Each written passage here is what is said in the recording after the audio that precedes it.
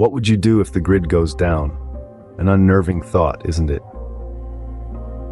We often take the grid for granted, but its failure could leave us in the dark, quite literally. There are common misconceptions about surviving without electricity. Some think it's a return to the Stone Age, others believe it's an insurmountable challenge. But the truth lies somewhere in the middle. It's a test, yes, but not an impossible one. But fear not, with the right knowledge and preparation, you can weather the storm. The first step to staying cool during a grid failure is understanding the essentials. Let's break it down into 4 crucial components: water, food, shelter, and communication. Water is your lifeline, your main source of survival. It's not just for drinking, it's also for hygiene and cooking. So how do you store it? In clean containers, away from sunlight, and make sure to rotate your supply every 6 months. Next up, food. You need non-perishable items that don't require refrigeration. Think canned goods, dried fruits, and grains. Remember, food rotation is vital to avoid spoilage.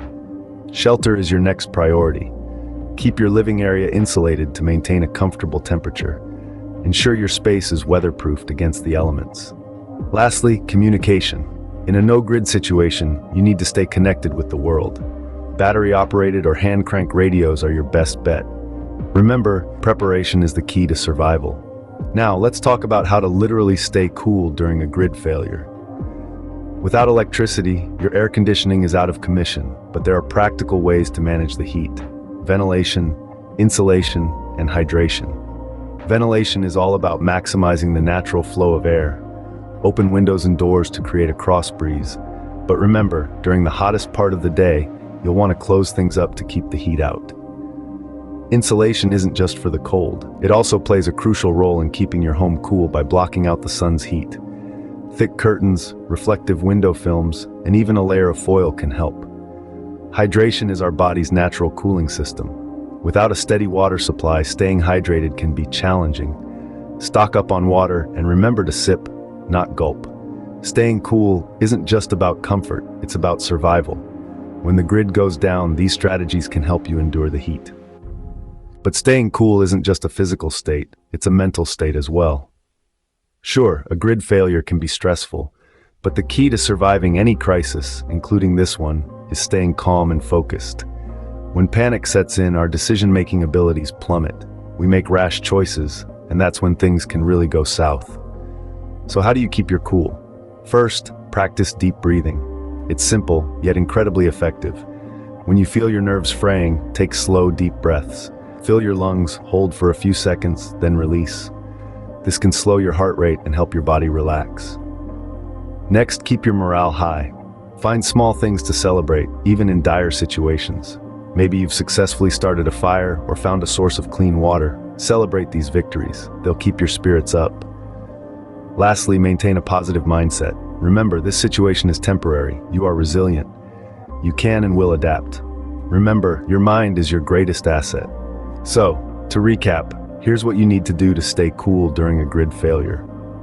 First and foremost, preparation is key. Understanding the potential challenges and having a plan in place will make the difference between panic and peace. This includes having an emergency kit ready, stocked with essentials like food, water, and medical supplies, as well as tools for creating a makeshift shelter.